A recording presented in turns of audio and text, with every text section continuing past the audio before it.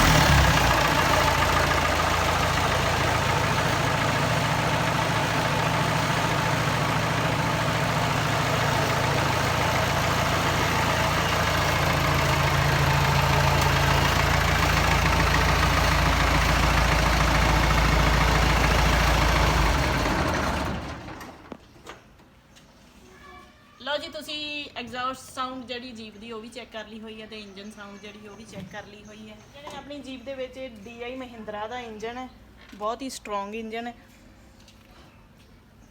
ਤੇ ਇਹਦੀ ਜਿਹੜੀ ਸਾਊਂਡ ਆ ਆਈ ਹੋਪ ਕਿ ਤੁਹਾਨੂੰ ਪਸੰਦ ਲੱਗੀ ਹੋਊਗੀ। ਮੈਨੂੰ ਜਿਹੜੀ ਇਹਦੀ ਪਰਸਨਲੀ ਮੈਨੂੰ ਇਹਦੀ ਸਾਊਂਡ ਜਿਹੜੀ ਹੈ ਬਹੁਤ ਹੀ ਵਧੀਆ ਲੱਗਦੀ ਹੈ ਤੇ ਤੁਸੀਂ ਮੈਨੂੰ ਕਮੈਂਟ ਕਰਕੇ ਜ਼ਰੂਰ ਦੱਸਿਓ ਕਿ ਤੁਹਾਨੂੰ ਜੀਪ ਦੀ ਜਿਹੜੀ ਸਾਊਂਡ ਆ ਉਹ ਕਿੱਦਾਂ ਦੀ ਲੱਗੀ। ਕਮੈਂਟ 'ਚ ਜ਼ਰੂਰ ਦੱਸਿਓ ਤੇ ਵੀਡੀਓ ਨੂੰ ਵੱਧ ਤੋਂ ਵੱਧ ਲਾਈਕ ਤੇ ਸ਼ੇਅਰ ਜ਼ਰੂਰ ਕਰਿਓ। ਇਹ ਸੀ ਆਪਣੀ ਅੱਜ ਦੀ video. Thank you so much for watching. ਤੇ ਇੱਕ ਗੱਲ ਹੋਰ, ਇੱਧਰ ਆ ਜਾਓ,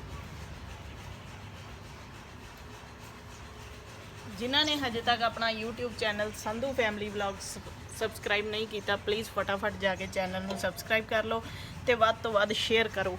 thank you so much for watching. ਤੇ ਇਨ ਫਿਊਚਰ ਆਪਾਂ ਥੋੜੇ ਹੀ ਦਿਨਾਂ ਦੇ ਵਿੱਚ ਜੀਪ ਜਿਹੜੀ ਉਹ ਲੰਡੀ ਕਰ ਦੇਣੀ ਹੈ, ਉਹਦੀ ਰੂਫ ਜਿਹੜੀ ਉੱਪਰੋਂ ਉਤਾਰ ਦੇਣੀ ਹੈ ਤੇ ਫਿਰ ਆਊਗਾ ਮਜ਼ਾ ਚਲਾਉਣ ਦਾ ਤੇ ਫਿਰ ਆਪਾਂ ਲੰਡੀ ਜੀਪ ਚਲਾ ਕੇ ਦੇਖਾਂਗੇ। ਚਲੋ ਜੀ, ਮਿਲਦੇ ਹਾਂ ਨੈਕਸਟ ਵੀਡੀਓ 'ਚ। Thank you so much for watching. Bye bye.